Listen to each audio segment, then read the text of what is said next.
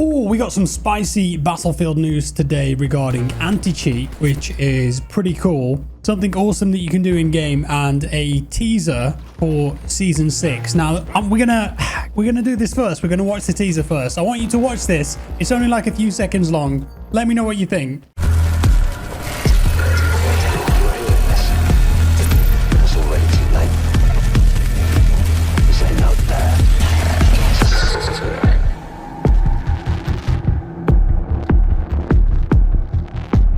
I mean, I'm starting to think maybe I was right about the AI control zombie soldiers, because that feels very horror, and the skull, the brain with the neurons and the electric fiber in it. Come on, something's going down. It feels a bit Halloween, which of course this update lines up with. I think does it go live next week? Maybe it does. But new map, and I don't know what it's going to be. Is it just parts of the map are weird and spooky? Is it going to be a new game mode with AI zombies? I'm not sure, but if you listen carefully, the guy in the teaser says, we're already too late. It's a nightmare.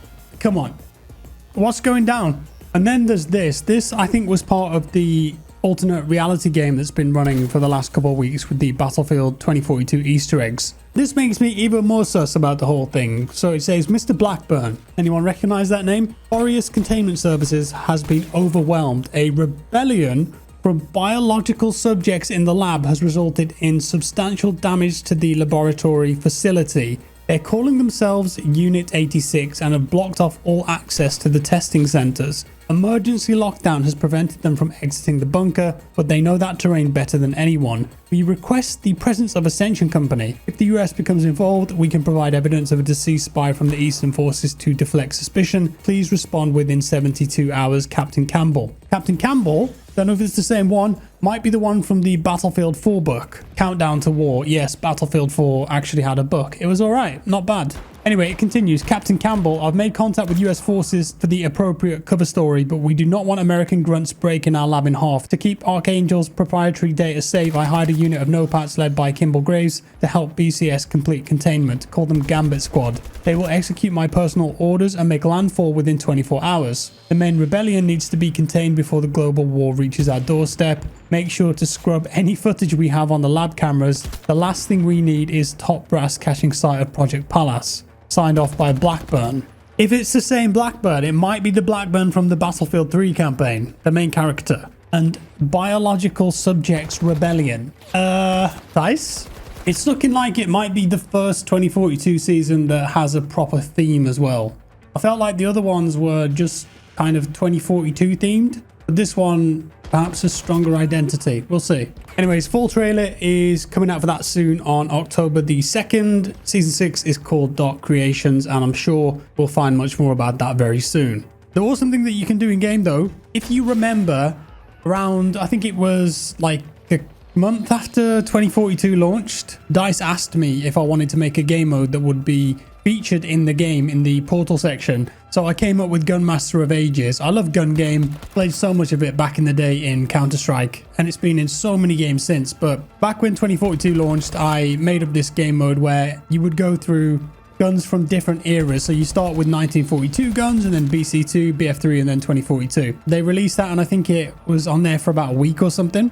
Apparently it was a really popular game mode, and I know that when I did a video back when it was available for the first time in 2021, there were some great comments from you guys saying how much you liked it and you were sad when it went away. So DICE got in touch with me again a couple months ago and said, hey, we want to feature your game mode again. Are you up for that? And I said, yeah, of course. But I thought instead of just putting the exact same thing in again, I'd put a bit of effort in and change things up a bit. So I've actually gone in and changed every single gun in there, so it's different weapons now, and you're going to see some new ones that were added post-launch, like some of the DLC weapons, for example. Still goes through all the eras, and you still have to win with a knife kill, and it's on some extra maps too, because of course there's been new maps added since the game launched. So it's a fresh experience. It's in the featured portal thing. It's called Gunmaster of Aegis. Check it out. I was playing it this morning, Europe time, and it found a game straight away. So I think a lot of people are playing it, so jump on that, try and get a win, and let me know if you do. It's tricky, but it's good fun. Now then, what about this anti-cheat news? It's a pretty big deal. So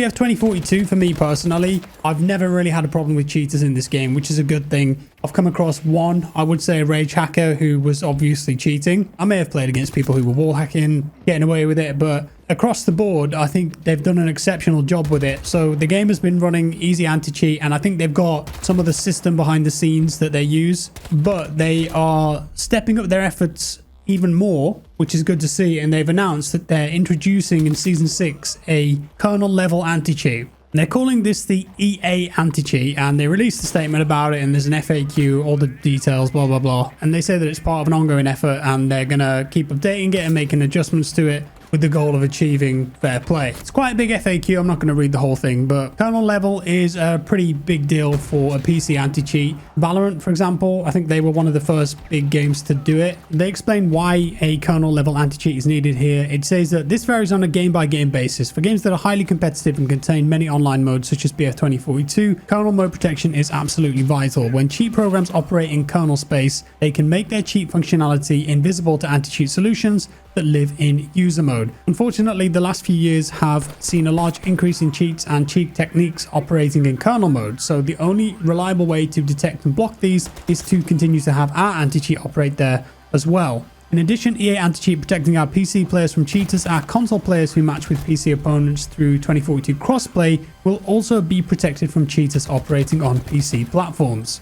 This one's an important one here. Does EA anti-cheat run when I start my PC or only when the game is running? And they said that EA anti-cheat only runs when a game with EA anti-cheat protection included is running. All anti-cheat processes shut down when the game does. Does EA anti-cheat let EA see my browsing history, personal files, or things like that? And they said player privacy is a top concern for our game security and anti-cheat team. After all, we're players as well. EA anti-cheat will only look at what it needs to for anti-cheat purposes in our games, and we have limited the information that EA anti-cheat collects. If you have a process on your PC that is trying to interact with our game, EA anti-cheat could see that and respond. However, everything else is off limits. So it looks like it's only going to be able to see and access things that are accessing or attempting to access the EXE of the game. They go on to answer some questions about security, vulnerabilities, etc. So I think that this is a good step for BF 2042 and of course the future games that Battlefield releases. What about BF1 and BF5 though? I know I've done videos about this before. Apparently in certain regions, BF1 and BF5 are just absolutely plagued with cheaters, and I've seen videos where cheaters can just one-shot kill anyone from anywhere on the map, and they can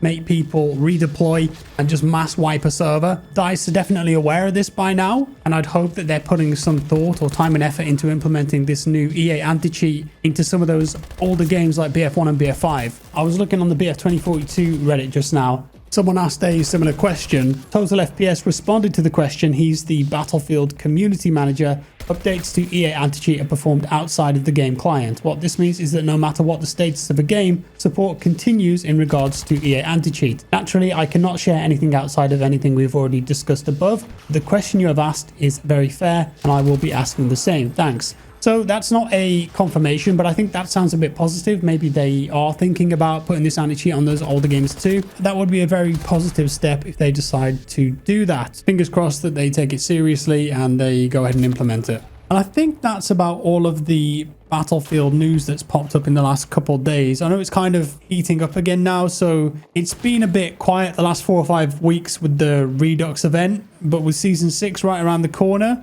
definitely feeling some excitement started to drum up again in the community, and that's always lovely to see.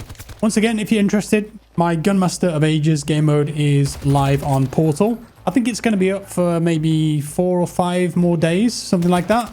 So get in there, see if you can get a win, and perhaps you could level up some of those obscure weapons that you don't typically use. Thanks for watching, guys. Appreciate you being here. Have a great day. Drop me a like below, and I'll see you next time. Bye-bye.